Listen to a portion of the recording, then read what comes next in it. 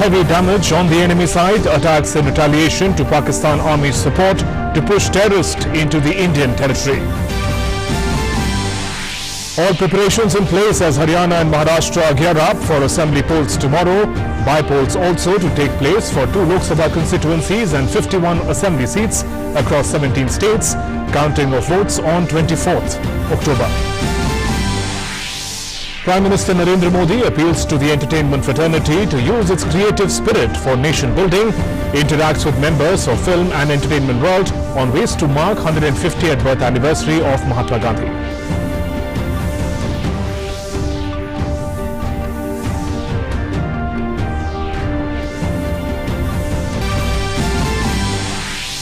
President Ramnath Kovind addresses Indian community at Manila, unveils bust of Mahatma Gandhi, says Mahatma belongs to all peoples, all cultures and all societies.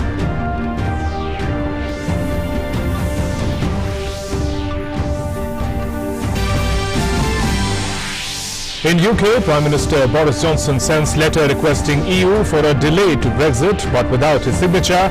After losing historic vote in Parliament on Brexit, Johnson declared that he will not be seeking delay to 31st October Brexit deadline.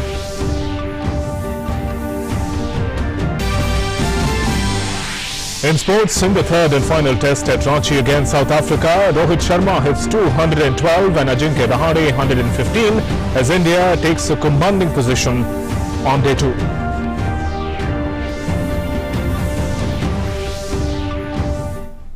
Good afternoon, I'm Shubhendu Ghosh. The Indian Army today launched attacks on the terrorist camp situated inside of Pakistan-occupied Kashmir or POK opposite Tangdhar sector. This is in retaliation to the support provided by Pakistan Army to push terrorists into the Indian territory. The Indian Army used artillery guns to target the terrorist camps which have been actively trying to push terrorists into the Indian territory. Few launch pads in Neelam Valley have been targeted or destroyed, and also some fatalities have been reported.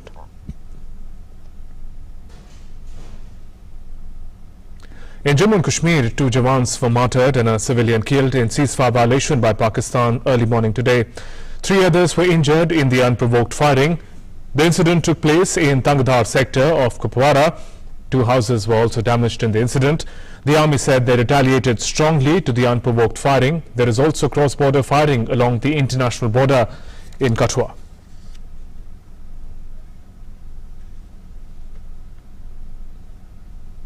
And for more updates on the developments, my colleague Nandita Dagar is joining us on phone line. Nandita, give us the details of the operation by the Indian Army in POK. Yes, Shubhendu, good afternoon.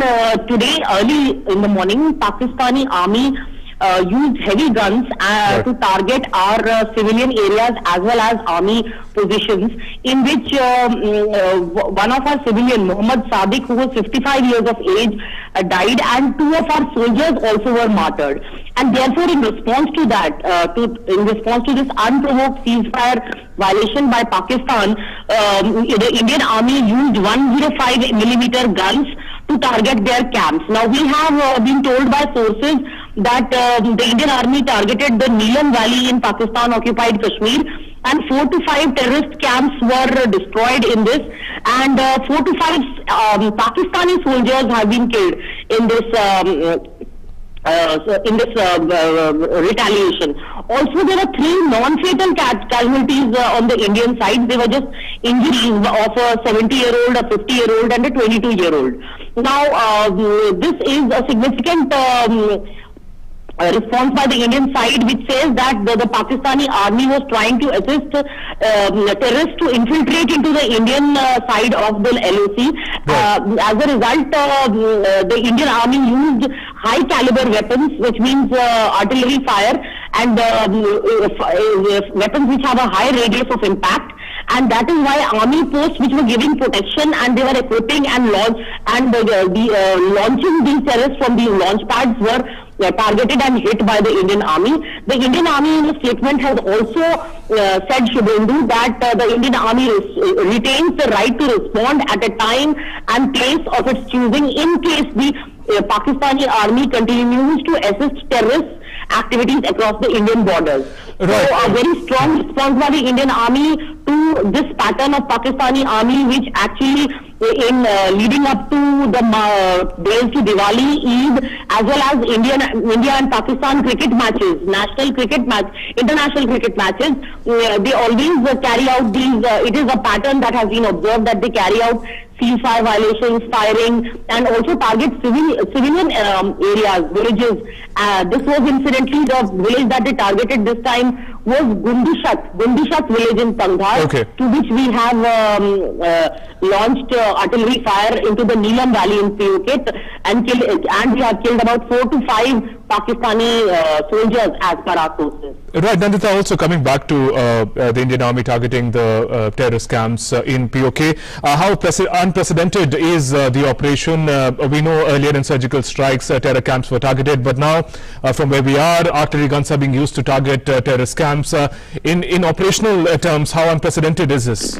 Yes, that's a very good question, Shubhendu. Actually, this is not unprecedented. Although we have a ceasefire agreement with Pakistan in 2003, it is only in name.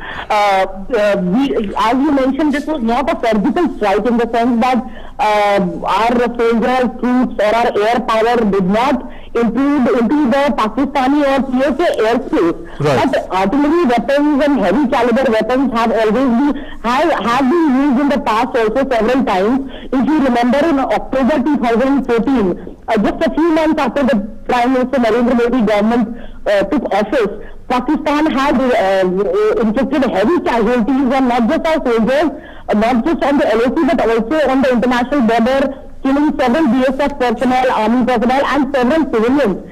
And in the past also, in the 2016 Diwali, we saw that civilians had to be moved from their villages to camps away from the international border and the LOC. And we have been using heavy artillery weapons, and so this is not really unprecedented, but certainly it is part of a pattern that Pakistan exhibits in the run-up to Diwali, Holi and the cricket. Incidentally, on the nights of international cricket matches between India and Pakistan, whether they lose or whether they win. All right, then, Nandita, thanks very much for joining us with those details on the operation by the Indian Army. Moving on, news now from the poll-bound states of Maharashtra and Haryana. All preparations are in place for the assembly elections in Maharashtra and Haryana tomorrow. The high-voltage campaigning in both the states concluded last evening. In Maharashtra, a total of 288 constituencies will go for election on Monday. By size of the electorate, Wardha is the smallest constituency and Panvel is the largest. Among 3,237 candidates in the race, there are a total of 235 female candidates. Bahujan Samaj Party, BSP, is fielding maximum number of 262 candidates in the state, while 1,400 independent candidates are also contesting the polls. It will be for the first time that voter verifiable paper audit trail or VVPAT machines will be used for the elections in Maharashtra.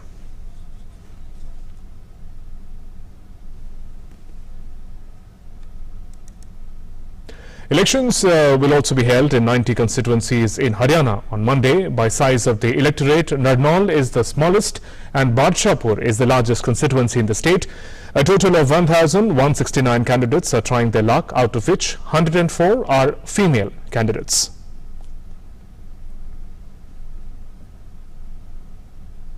An electioneering for the by-polls in 2 Lok Sabha constituencies and 51 assembly seats across 17 states also concluded. By-polls will be held in Samastipur Lok Sabha seat in Bihar and Satara Lok Sabha seat in Maharashtra. Assembly constituencies for which by-polls will be held are 11 seats of Uttar Pradesh, 6 of Gujarat, 5 seats each in Kerala and Bihar, 3 in Sikkim, 4 each of Punjab and Assam, 2 each in Tamil Nadu, Rajasthan and Himachal Pradesh, and 1 seat each in Odisha, Telangana, Madhya Pradesh, Chhattisgarh, Meghalaya, Puducherry and Arunachal Pradesh. Polling in Haryana and Maharashtra by-polls for 2 Lok Sabha constituencies and 51 assembly seats will take place on Monday. Counting will take place on the 24th of this month.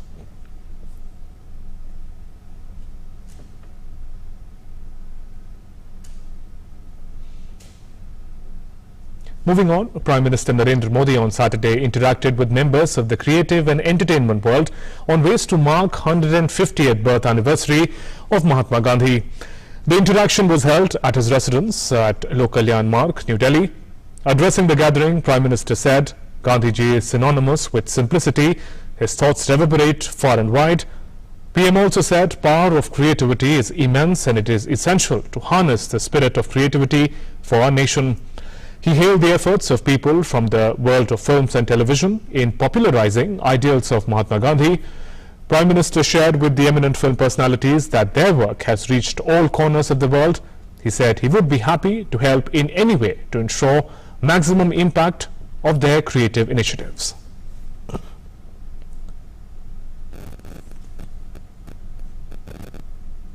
And while actor Shah Rukh Khan appreciated Prime Minister's efforts to involve everyone, he thanked PM for bringing them all together for the cause of popularizing ideals of Mahatma Gandhi. He said there is a need to reintroduce Gandhiji to India and the world. Thank you, sir. आपने हमको यहाँ पर बुलाया उसके लिए. अमूमन actors time पर नहीं आते और एक जगह तो कभी इकट्ठे नहीं होते. तो इस फिल्म की वजह से, आपकी वजह से हम लोगों में थोड़ा सा गांधी जी की वजह से थोड़ी दोस्ती हो गई. मैं और आमिर गले भी लगे, तो प्यार बढ़ रहा है हमारा.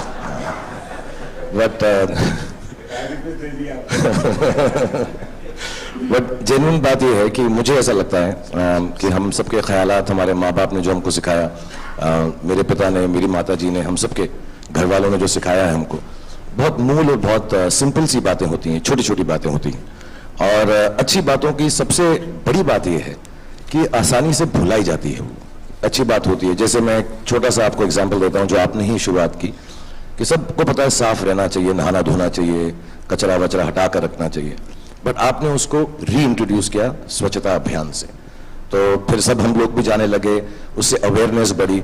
बट आइडिया अच्छा ही था, नॉर्मल सा था. It has to be reintroduced. So I truly believe that Gandhi ji needs to be reloaded. Gandhiji 2.0 is what we need because genuinely दुनिया बहुत बदल गई है, बहुत तेजी से चल रही है. आपने डिजिटाइज भी कर दी सारी, पेमेंट गेटवेज भी खोल दिए.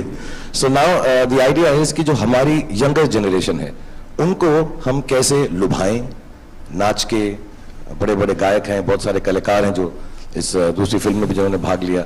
How do we all come forward and try and entice the youth of this country to understand the same simple things that our parents taught us. And eminent personalities from film and television appreciated Prime Minister's efforts to popularize ideals of Mahatma Gandhi. They assured PM that they will do even more to take Gandhiji's teachings to the masses.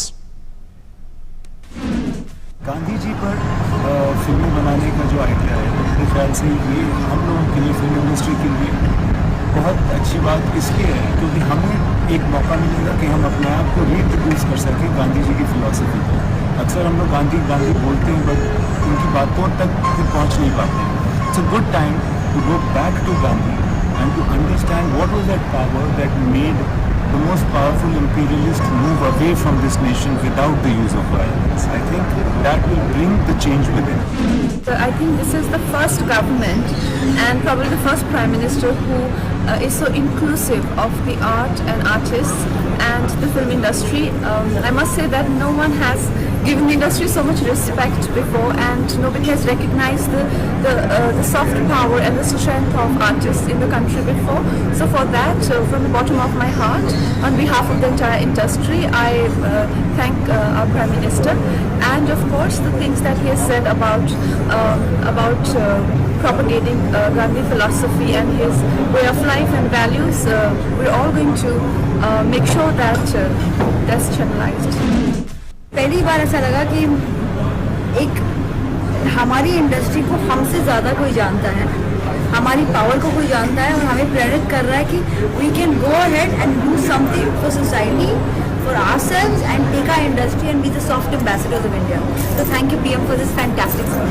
हम film जब बनाते ना, कई बार ऐसे 3-4 दिन की shooting के बाद भी सवाल मन में आ रहा है कि फिल्म क्यों बना रहे हैं, उद्देश्य क्या है, why you are making this, क्या है एंटरटेनमेंट, ठीक क्या उद्देश्य है. ये हमेशा हम लोग film makers are most of the time lost. ये सवाल हमें हमेशा कचोटते रहता है. आज ये कुछ उद्देश्य मिल गया, कुछ रास्ता मिल गया, कुछ दिशा मिल गई, जिसकी कि हम सब क्रिएटिव लोगों को जरूरत होती है. Well, it was a really wonderful interaction that we had with the Honorable Prime Minister today. It was lovely to hear his thoughts, and he was very inspiring, very warm, and very deep in what he had to say.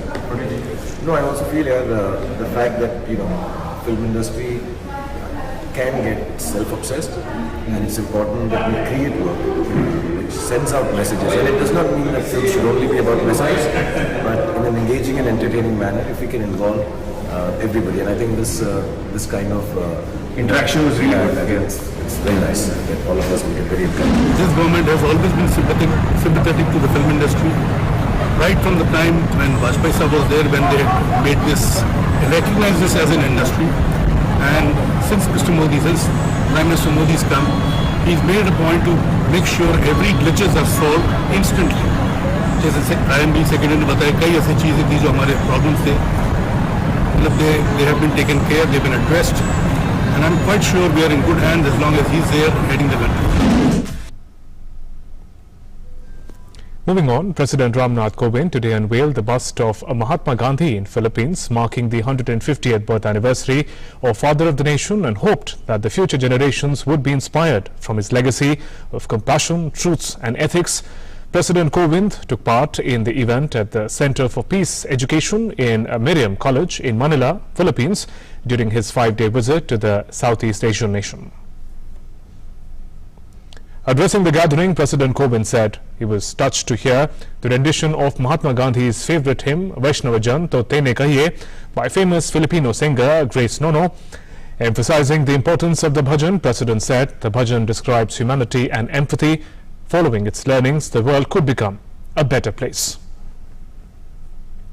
I was also touched to hear the rendition of Mahatma Gandhi's favorite hymn, Vaishnavajan To Tene Kahiye, by the famous Filipino singer Grace Nono. This year, the hymn was sung in over 150 countries as a fitting tribute to a man who embraced entire humanity as one indivisible family. The hymn describes a good human being as one who reaches out to those in pain and suffering. Indeed, the world would be a much better place if only we had such empathy for each other. This bust of Mahatma Gandhi is a gift from the people of India to you. Earlier, President attended the Indian community reception in Manila, where he was welcomed with vibrant cultural performances. Addressing the gathering, President Kovind said his visit marks the important occasion of celebration of 70 years of diplomatic ties between the two nations. President assured the Indian community of further boosting bilateral ties between the two countries. He also lauded the Indian community for working immensely to reinforce the culture of India through its languages and traditions. India is today the land of many opportunities and many possibilities. We are committed to transform India, to unleash the energy of our youth, to build next generation infrastructure, and to eradicate extreme poverty in not so distant future. India is today one of the fastest growing major economies. Our target is to become a 5 trillion economy by 2025. Call upon you to avail of the opportunities that India today offers for innovation, investment, research and education. And during his visit, President also called upon the Indian community to contribute in making India a $5 trillion economy. He said India is land of opportunities and possibilities. President asked people to unleash the potential of youth in innovation, creating social energy, a sector which could be used in eradicating poverty. India is today the land of many opportunities and many possibilities. We are committed to transform India, to unleash the energy of our youth, to build next generation infrastructure and to eradicate extreme poverty in not so distant future. India is today one of the fastest growing major economies. Our target is to become a 5 trillion economy by 2025. Call upon you to avail of the opportunities that India today offers for innovation, investment, research and education. As the Kashmir Valley is heading towards a long winter season and temperature drops gradually, the harvesting of crops also concludes. Kashmiri apples are now available in the markets. As per the central government order to procure apples, it is buying apples directly from the growers in Kashmir through NAFAD. Our correspondent Vishal Baristo took stock of this recent scheme by the centre. I am here at the Kulgam Fruit Mandi. As you can see, the procurement process of the apples is on, and the NAFED officials, they are grading the apples, they are testing the apples on different parameters. It is quite a secured environment, and full security is being provided to the grower so that it can come safely and sell its product. And the process is on. 5 centers have been established throughout the state: Shopia, Srinagar, Sopor, Anantnag, and this one in Kulgam. And as you can see, these boxes, they have been brought by the growers. They have all been sold, and as you can see, they all have their slips. And with the slips, you can identify, like this one, this is a B grade apple, and this has been purchased by NAFED, and soon it would be sent to Delhi, and from there on you can have them in your homes. I appreciate the government. मुझे लगता है कि अच्छी scheme है. इससे हमें किसान और ग्रोवर को यहाँ पे अच्छा फायदा मिलेगा. अगर हम यहाँ पे माल अपना लाएंगे, मुझे लगता है कि हमारा माल जो है वो ज़्यादा बी ग्रेड और ए ग्रेड में है इस कुलगाम में, तो अच्छा रेट मिलेगा सर. नेफेड है और भी लोग हैं, मार्केटिंग एंड प्लानिंग है, एनएचबी है, जेकेएचएमपी है और सारे कमेटी है पूरे इस ग्रेडिंग के लिए. किन पैरामीटर्स पर जांच होती है? जो पैरामीटर जो कमेटी बनाई गई है, जो स्पेसिफिकेशन है गवर्नमेंट द्वारा, 4 पैरामीटर है, उस पे हम लोग स्पेसिफिकेशन बता सकते हैं. जैसे दाग नहीं होना चाहिए, दाग स्कैब नहीं होना चाहिए, और कोई वो जख्म नहीं होना चाहिए, और एक ग्रेडिंग जो है ना एक साइज में होनी चाहिए. जैसे छोटे साइज को ए में हम इन्होंने जो बताया ए ग्रेड है, ये ए ग्रेड में आता नहीं है. So you heard the growers, you heard the NAFED officials, and you can see that this scheme is quite successful. All these boxes in 2 days, 3,000 boxes have been purchased by NAFED, and it is going on very smoothly, very safely, and quite securely. With cameraman SP Dubey from Kulgam, this is Vishal Baristo, DD News. Finance Minister Nirmala Sitharaman has said that she will prepare a blueprint for the international companies to make India their preferred investment destination. She said industry leaders who are moving out of China are considering India as the pitch, highlighting the emerging market economy's growth and sustainable financing. Finance Minister called for concerted action in the face of global slowdown. The China market will also have to be serviced, so many of them will keep a value chain presence in China. But other than serving the Chinese market, for those who are looking at exporting after manufacturing, say in China, people are wanting to move out. Higher chance that those companies which are moving out, those investments which want to get out of China, will certainly look at India. So the industry leaders about whom you referred to, and also others who have been talking about businesses getting out of China, are definitely considering India is the picture I've got. Meanwhile, the International Monetary Fund on Saturday underscored the need to resolve existing trade tensions and also support reforms of World Trade Organization to improve its functioning. Free, fair and mutually beneficial goods and services trade and investment are key engines for growth and job creation, the IMF said in a communique issued at the conclusion of the annual meeting of the fund and the World Bank in Washington. IMF said it will cooperate to reduce excessive global imbalances through macroeconomic and structural policies that support sustainable global growth, stressing on the importance of timely, full and consistent implementation and finalization of the financial sector reform agenda as soon as possible. The fund underscored the ongoing evaluation of the effects of these norms. IMF said it is working towards modern and global fair international tax system, particularly taxation related to digitization, and will address harmful tax competition, artificial profit shifting and other tax challenges. IMF said it will continue to work together to enhance debt transparency and also sustainable financing practices by both debtors and creditors, public and private, and strengthen creditors' coordination in debt restructuring situation, drawing on the existing fora. Moving on, the upcoming 50th International Film Festival of India, which is going to be held in Goa, has announced the Films in Debut competition section of the festival. The section contains a variety of films, including 2 Indian films, which will be competing for the award. With trail of gracious films across the globe, International Film Festival of India has announced the Films in Debut competition section.